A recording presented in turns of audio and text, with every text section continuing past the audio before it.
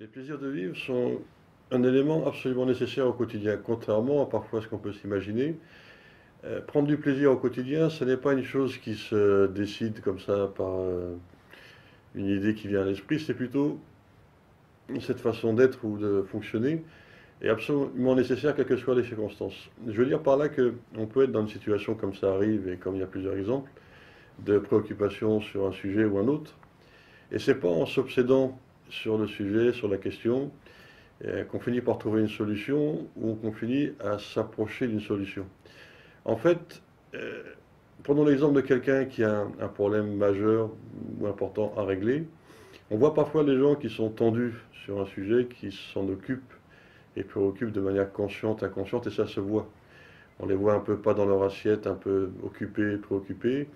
Parfois les gens me remarquent et leur disent tiens, t'es pas là, ou je sais pas, des expressions de ce type-là qui sont claires et qui sont nettes et qui disent bien ce qu'elle veut dire. Ça veut dire par là en fait que en s'obsédant sur une question ou sur une thématique ou un problème à résoudre, c'est pas par cette façon de faire existe assez fréquemment malheureusement qu'on arrive à trouver une réelle solution. En fait, une stratégie différente et qui marche nettement mieux par expérience et par tradition, c'est tout en ayant un problème à résoudre, de maintenir au quotidien des choses qui nous sont agréables et qui nous procurent du plaisir. Et cette façon de faire, en fait, amène progressivement une solution à se dessiner. Pourquoi? Si vous avez un sujet ou un thème qui vous préoccupe ou une question, si durant ce temps qui vous occupe et vous cherchez à trouver une piste de sortie, pendant ce temps-là, si vous suivez une forme de discipline intérieure qui consiste en fait à maintenir des choses qui vous plaisent et qui vous procurent du plaisir, ça peut être une sortie, ça peut être un film, ça peut être un contexte des gens, peu importe. C'est une manière de recevoir une forme d'énergie, une forme d'aide, de contact, qui va contribuer en fait à voir dessiner progressivement une solution. Tout le contraire d'être complètement focalisé sur la question, voire de s'isoler, d'être perturbé, préoccupé, c'est un temps qui est gâché et qui ne produit rien. L'autre schéma qui est plus utile, plus productif et plus agréable pour soi comme pour les autres, c'est de maintenir la question, parce qu'elle reste là, mais pendant ce temps-là, de ne pas rester passif, de ne pas rester sous une forme d'hypnose un peu négative. Par hypnose négative, j'entends le fait de ne pas être là, c'est-à-dire d'être un peu rongé ou ruminé de l'intérieur. On va plutôt se dire à soi-même, j'ai un sujet à régler, mais c'est pas en étant obsédé dessus et en restant fermé là-dessus que je vais trouver une solution. C'est plutôt en essayant d'être activement positif. Activement positif, c'est une notion pratique et simple. Vous allez, je ne sais pas, marcher, sortir, voir des gens, et comprendre que par ce genre d'activité, c'est une façon de faire travailler la question, d'avancer, tout en ayant l'apparence de ne pas travailler dessus. Mais réellement, vous travaillez de manière plus efficace. Pourquoi, encore une fois? Parce que vous vous alimentez et vous permettez à votre esprit de fabriquer et de s'approcher d'une solution qui marchera beaucoup mieux.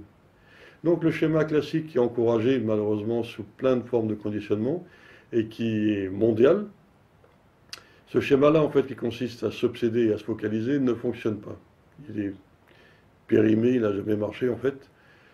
Une solution bien plus efficace et pratique, c'est de s'aérer l'esprit, de s'aérer aussi au niveau émotionnel. Et du fait d'agir comme ça, on se permet à soi-même en fait de se sentir bien, de passer un temps correct et de marcher et de aller dans une direction de solution. Donc, encore une fois, cette façon de fonctionner va vous aider pour trouver une solution, va vous aider à vous sentir bien et donc moins tendu émotionnellement, psychiquement et physiquement, mais aussi, par là même, d'avoir un effet différent sur votre environnement.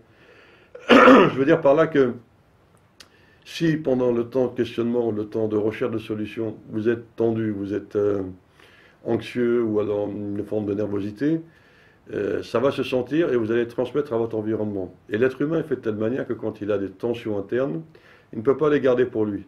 À un moment, il faut qu'elles sortent, il faut qu'il y ait une forme d'exutoire. Et l'exutoire, en fait, il peut être très varié. Il peut être, à un moment, on est à un moment de tension trop élevé, et ça va tomber sur une personne X ou Y qui est autour.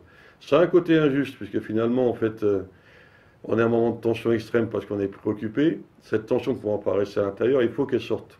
Et elle sortira sur une personne quelconque. Ça peut être sur un enfant, j'ai déjà vu. Je ne sais pas, sur une personne quelconque qui est autour, n'importe quoi. Et Évidemment, ça n'est pas juste, mais ça signale surtout que la personne a gardé trop de tension à l'intérieur d'elle et il faut qu'elle sorte cette tension-là. Et donc, une personne quelconque va subir en fait cette situation-là et elle va être le support, l'exutoire de cette tension. Donc, en étant obsédé par une question et en augmentant ainsi une tension interne, non seulement on ne cède pas soi-même, mais en plus on procure et on transmet une forme de perturbation ou de difficulté autour de soi. Et les gens peuvent très bien ne pas comprendre, ce qui est légitime, que ce soit dans une famille, dans un contexte de travail ou autre, ou amical. On va, de manière un peu automatique, à un moment, en fait, basculer sous une forme de conflit, parce que la tension est trop forte dedans, et il faut qu'elle sorte. Donc elle sortira de manière tout à fait arbitraire, étonnante parfois, et l'autre peut être étonné d'ailleurs. On se dit, tiens, mais qu'est-ce qu'il ou elle lui prend? L'explication, le mécanisme humain est clair, c'est-à-dire qu'il y a eu trop de tension à l'intérieur, et arrivé à un point de rupture, ça doit sortir. Et ça sort. Maintenant, le côté, je me répète, à la fois injuste, c'est que ça sorte sur une personne qui n'a rien à voir avec la situation, mais en plus, l'autre point, c'est que ça n'amène à rien d'utile. On va créer du conflit, on va créer du mal-être pour soi et pour l'autre, et on ne va pas aller vers un chemin de solution. L'autre tactique, l'autre stratégie que je vous propose et qui a fait largement ses preuves dans le temps et qui fonctionne bien, c'est plutôt de comprendre une discipline de bien-être, une discipline de plaisir. On a un problème, on a une question, on ne s'obsède pas dessus, elle est là, mais pendant le temps de recherche de solutions, on va s'activer avec une discipline positive à trouver des formes de situations ou de contextes qui procurent un certain plaisir, un certain sentiment de bien-être. Et faisant cela, on permet à l'esprit, inconsciemment, et consciemment aussi, de travailler à une solution. C'est-à-dire que l'esprit, ou l'aide de la personne, reçoit une forme d'énergie du contexte où il se trouve, contexte positif, qui l'aide en fait à travailler et à fabriquer et à dessiner progressivement une solution. En ce sens-là, le plaisir au quotidien et la notion de trouver des contextes et des situations agréables ou positives, ça n'est pas un choix, on se dit tiens c'est mieux ce qu'on voudra, c'est comme on dit une nécessité. C'est-à-dire prendre du plaisir au quotidien et trouver des contextes agréables, c'est nécessaire. Nécessaire au sens où ça aide l'esprit, le cerveau, la personne à fonctionner mieux et à trouver des solutions quels que soient les problèmes. Tout le contraire, encore une fois, du schéma qui est très conditionné, quelles que soient les sources de conditionnement, qui peuvent être à la fois la culture, ça peut être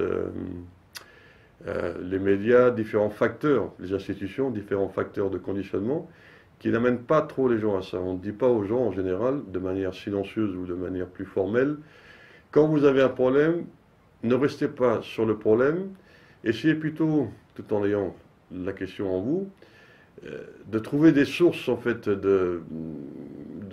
agréables de bien-être, et vous verrez que ça va contribuer à vous aider.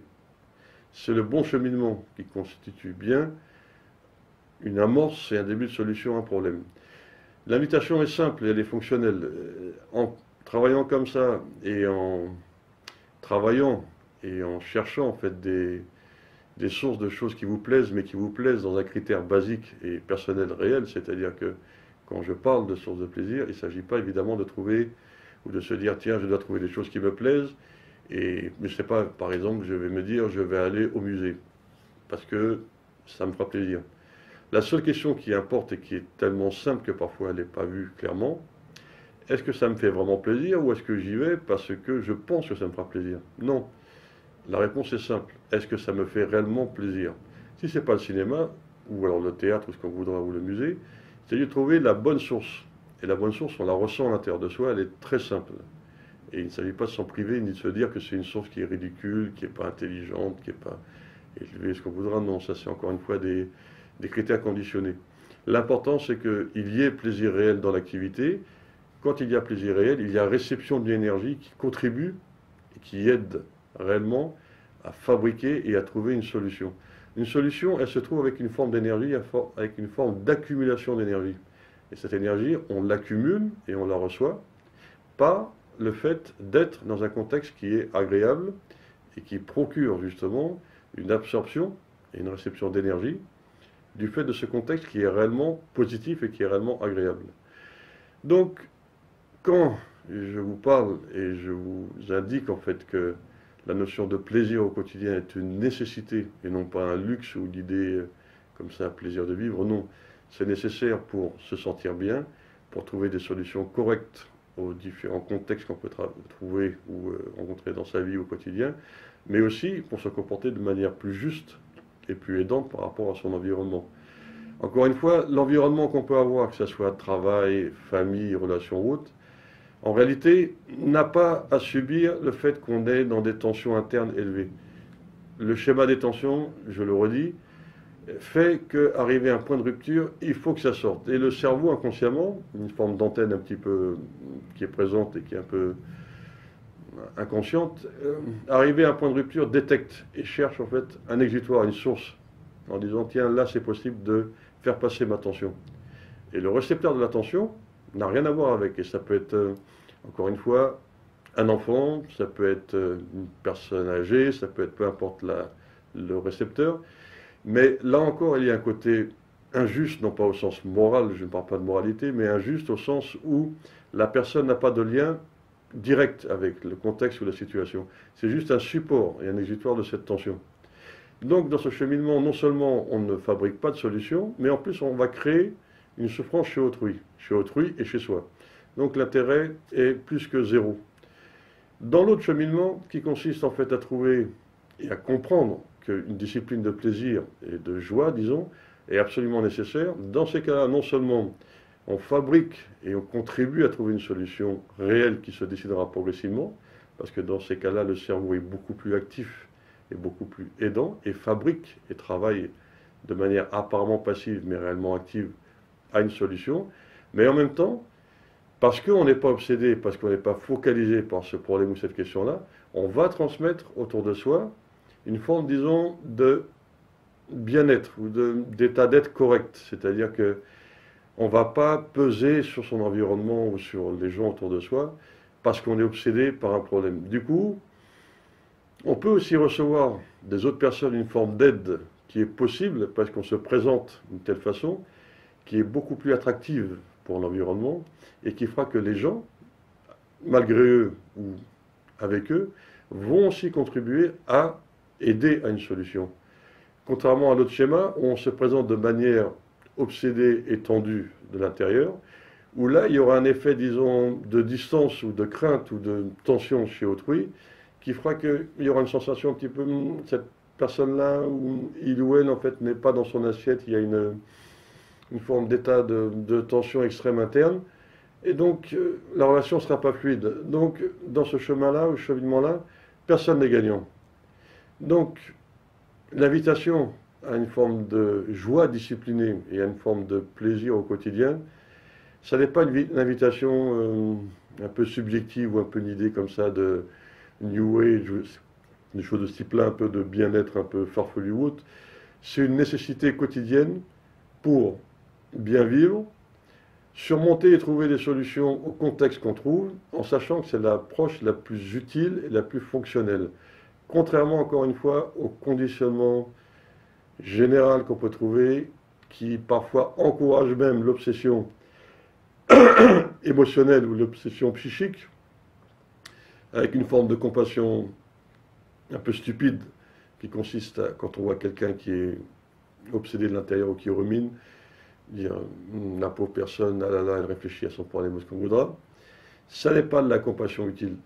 La compassion utile, elle est beaucoup plus active. Il s'agira plutôt d'aider la personne à sortir de cette obsession et cet état de rumination intérieure qui l'isole et qui lui fait transmettre une forme de tension. Au contraire, une action utile, ça consistera à l'aider à sortir de ce schéma-là pour aller vers un schéma, disons plutôt, de plaisir. Transmettre à la personne comme on peut, dans la mesure où on l'intègre soi-même, qu'il est beaucoup plus utile et beaucoup plus rentable et intéressant, pour soi comme pour les autres, d'être dans une dimension de plaisir et de recherche de plaisir dans des contextes et des situations qui vont, encore une fois, procurer d'énergie, qui va alimenter et qui va aider à trouver une solution. Ce chemin-là, ce cheminement-là, a fait largement ses preuves depuis des siècles. Encore une fois, il n'y a rien de nouveau dans la constitution de l'être humain et dans la façon d'être qui aide à trouver des solutions. Ce cheminement-là fonctionne très bien. L'autre schéma, qui lui-même aussi n'est pas nouveau non plus, non seulement ne produit rien d'utile, mais en plus fait perdre du temps et ne permet pas de transmettre du bien-être autour de soi.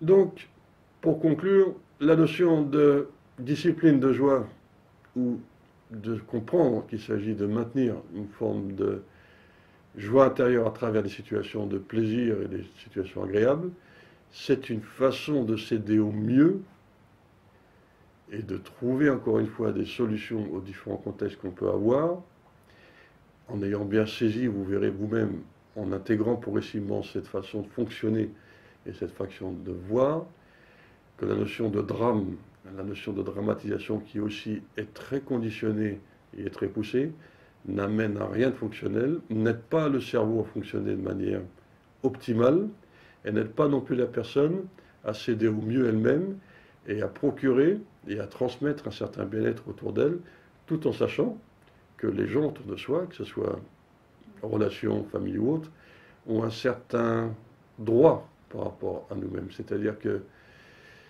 j'ai l'exemple, souvent au quotidien, de personnes au sein de leur famille ou autres qui sont obsédés par des problèmes légitimes de travail, de difficultés diverses. Mais ça n'est pas en étant obsédé par ce genre de choses d'abord que la solution se trouve. Rappelez-vous ce que je vous ai dit par rapport à la joie nécessaire et à cette discipline de plaisir qui aide réellement à trouver des solutions.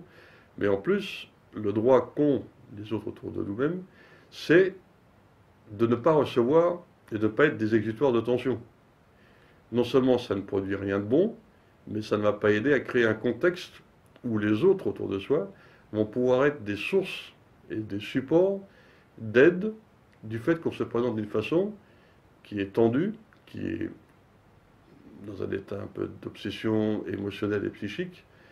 Du coup, ça n'entraîne pas et ça n'incite pas en fait les proches ou les moins proches à être dans une forme de relation ou d'approche aidante. Ça a plutôt un effet inverse.